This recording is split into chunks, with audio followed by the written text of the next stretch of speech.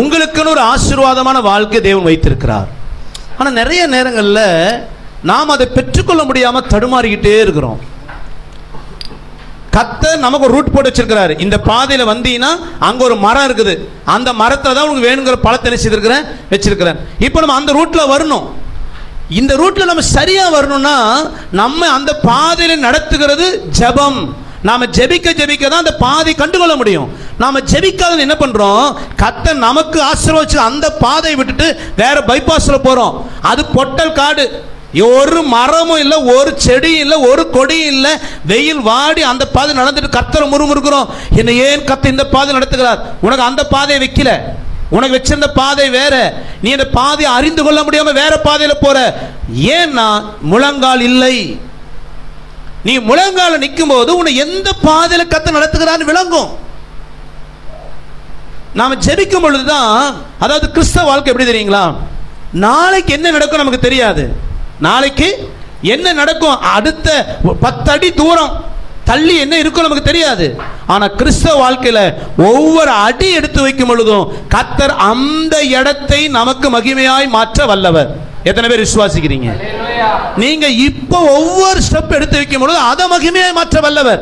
எப்பன்னா நீங்க ஜெபிக்கலாம் இருக்கும் பொழுது நீங்க அடுத்த ஸ்டெப் எங்க எடுத்து வைக்கணுங்கிறத கர்த்தருடைய ஆவியானவர் உங்களை சரியாய் நடத்துவார். அல்லேலூயா. அப்ப என்ன தேவை நமக்கு?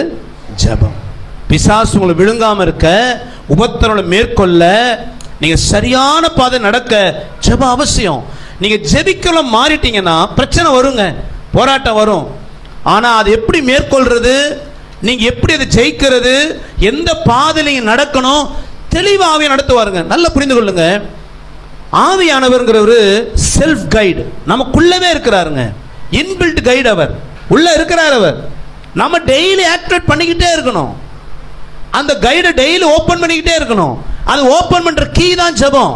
நீங்க டெய்லி ஜெபிக்க ஜெபிக்க இன்பில்ட் கைடு நமக்குள்ள ஏற்கனவே உள்ள வச்சிருக்கிறார் ஆவியானவர்.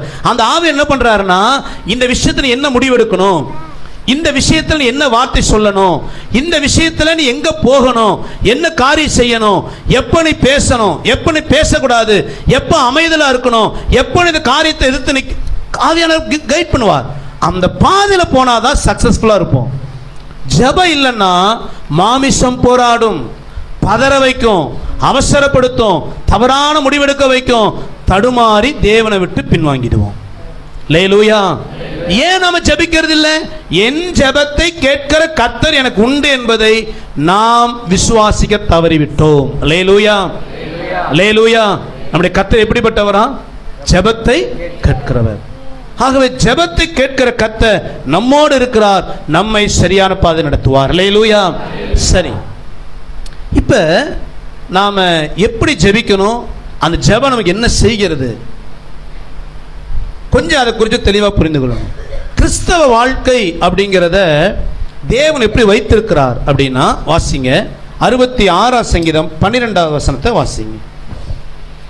மனுஷரே எங்கள் தலையின் மேல் ஏறி போக பண்ணினீர், தீயையும் தண்ணீரையும் கடந்து வந்தோம், செழிப்பான இடத்தில் எங்களை கொண்டு வந்து விட்டீர். தேவன் வைத்திருக்கிற பாதை பார்த்தீங்கன்னா ஒரு செழிப்பான இடத்தை நம்ம என்ன செய்திருக்கிறாரா? வைத்திருக்கிறார். அதை தான் யோபு சொன்னார், தேவரீர் எனக்கு குறித்தது நிச்சயம் அவர் எனக்கு குறித்தது நிறைவேற்றுவார். எதை குறிச்சிருக்கிறாரு? ஒரு செழிப்பான இடம். அந்த செழிப்பான இடத்துக்கு போகும்போது அந்த பாதை எப்படி இருக்குதா? அந்த பாதை எப்படி இருக்குதா? மனுஷர்கள் தலையின் மீது ஏறி நடக்க பண்ணினீர், தீயையும் தண்ணீரையும். அப்போ பலவிதமான நெருக்கத்தின் பாதையில நாம் கடந்து போய் தான் எங்க ரீச் பண்றோம்? செழிப்பான. இதுதான் தேவன் எல்லாருக்கும் வைத்திருக்கிற பாதை. அல்லேலூயா. ரட்சிக்கப்பட்ட ஒண்ணு அப்படியே நம்ம ஒரு ஒரு ஒரு உலக பிரகாரமான சொகுசு வாழ்க்கையோ நாம விரும்பின ஒரு பெரிய வாழ்க்கையை நம்ம சுதந்திரிப்பது இல்லை. தேவன் நமக்கு வைத்திருக்கிற வாழ்க்கை வேத அழகா சொல்கிறது, துரிதமாய் கிடைத்த எந்த ஆசீர்வாதம் என்ன செய்யாதான்? நிற்காதான். தேவன் வைத்திருக்கிற பாதைங்கிறது ஒரு ஆசீர்வாதம் உண்டு. ஆனா கடினமான பாதை வழியில தான். 84ஆம் சங்கீதம் 6ஆம் வசனம் வாசிங்கன்னா, அழுகையின் பள்ளத்தாக்கை ஒருவன் நடந்து நீரூற்று. நமக்கு ஒரு நீரூற்று உண்டு. உங்க வாழ்க்கையில இன்னைக்கு சில கடின பாதை கடந்து போயிட்டு இருக்கலாம். ஆனா இது நிரந்தரம் அல்ல. இந்த பாதை எதுக்குன்னா ஒரு நீரூற்று உங்களுக்கு உண்டு. எத்தனை பேர் விசுவாசிக்கிறீங்க? சத்தமா சொல்லுவோமா?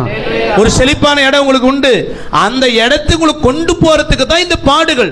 இந்த பாடுகள் மத்தியில நீங்க சரியா நடந்தா தான் அந்த இடத்துக்கு போக முடியும். நிறைய பேர் என்ன பண்ணிடுறாங்கன்னா, இந்த பாடுகளில் நடக்கும்போது பாதியிலேயே சோர்ந்து போய் பின்வாங்கிடுறாங்க, பாதியிலேயே உட்காந்துடுறாங்க, பாதியிலேயே பாதை மாறி விடுகிறார்கள். நிறைய பேர் பிசாசு டைவர்ட் பண்ணிட்டான். உனக்கு எதுக்கு இத்தனை பாடு, உனக்கு எதுக்கு இதுதான். ஒரு நபர் சொன்னார்ன்ட்டு, ஏன் கிறிஸ்தவனுக்கு பிரச்சனை வருது தெரியுங்களா? அவர் சிலுவையில் அடிக்கப்பட்டார்ல, அவர் சிலுவையில் அடிக்கப்பட்ட கடவுள், அதனால அவர் கும்பிட்டு நமக்கு என்னதான் வரும்? அதனால தான் இயேசு ஏற்றுக்கொள்ளல. அல்லேலூயா. புது வியாக்கியானம், இதுவரைக்கும் அந்த வியாக்கியானம் எனக்கும் கிடைக்கல. அவர் கிறிஸ்தவர்.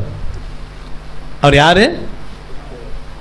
நிறைய பேர் என்ன நினைக்கிறேன்னா, இந்த கடவுள் எனக்கு பாடுகளை கொடுத்து வேதனைப்படுத்தி இல்லைங்க. இது பிசாசு நம்மளை வஞ்சிக்கிற ஒரு காரியம். தேவன் இந்த பாடுகள் வெளியாய் நம்மை செழிப்பான இடத்துக்கு கொண்டு போகிறார். அல்லேலூயா. சத்தமா சொல்லுவோமா? அந்த பாடுகள்ல ஏன் ஒரு கிறிஸ்தவ கூட சோர்ந்து போகுதுன்னா, ஒரு வார்த்தை வாசிங்க. 1 கொரிந்தியர் 10வது அதிகாரம் 13வது வசனம். 1 கொரிந்தியர் 10:13. மனுஷருக்கு நேரிடுகிற சோதனையே அல்லாமல், மனுஷனுக்கு நேரிடுகிற சோதனையே அல்லாமல் வேறே சோதனை உங்களுக்கு நேரிடவில்லை.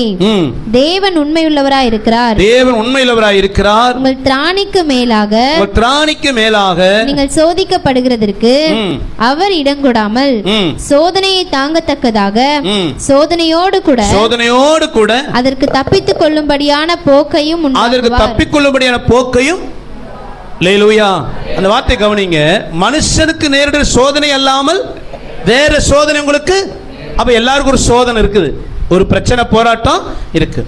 ஆனா ஆண்டவர் சொல்றாரு, திராணிக்கு மேல சோதிக்க இடம் கொடுக்க மாட்டாராம். உங்க திராணி என்னன்னு ஆண்டவருக்கு தெரியும், உங்க கெப்பாசிட்டி என்னன்னு தெரியும், எது வரைக்கும் நீங்க பிரச்சனையை தாங்குவீங்கன்னு அவருக்கு தெரியும். அல்லேலூயா. அல்லேலூயா. 3 சக்கர இருக்கிற பாடி உள்ள ஆட்டோவா இருந்தா அதுக்கு எவ்வளவு சுமை அவ்வளவுதான் வைப்பார் கர்த்தர். கொஞ்சம் அப்படி டாடா ஏஸ்னா கொஞ்சம் கூடுதலா வைப்பாரு. 407னா பெரிய ஈச்சர் வண்டினா, பெரிய 6-12 சக்கர வண்டினா அதுக்கேற்ற.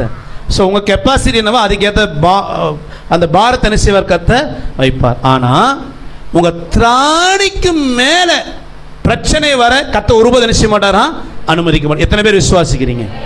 இனி நீ கடந்து போறீங்கன்னா அவருக்கு தெரியும் இந்த பாதை உங்களுக்கு கடக்க முடியும்னு. ஆனால் இந்த சோதனைக்கு மத்தியில் கத்த என்ன பண்ணுறாரா? நீங்கள் அழிஞ்சு போகாம, இந்த பிரச்சனை உங்களை கீழே தள்ளி விடாம, உங்களுக்கு இருக்கிற இந்த நெருக்கடி உங்களை அழித்து விடாம இருப்பதற்கு ஒரு தப்பிக்கொள்ளுகிற போக்கை வைத்திருக்கிறாராம்.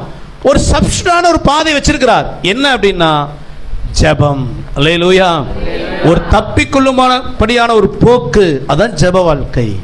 அந்த பாதை நீங்க போக போக போக நீங்க சேதமில்லாம நடக்கணும்னா அந்த அழுகையின் பள்ளத்தாக்கு, அந்த பொருளாதார நெருக்கடி, அந்த நிந்த அவமானம், அந்த வியாதியின் போராட்டம், மனுஷரால் வருகிற பிரச்சனை, நீங்க சோர்ந்து போய் உடைஞ்சு போய் நீங்க பின்வாங்காம உங்களை கர்த்தருக்குள் காத்துக்கொள்ள உங்களுக்கு தேவன் வைத்திருக்கிற ஒரு பாதை ஜெபம். அல்லேலூயா.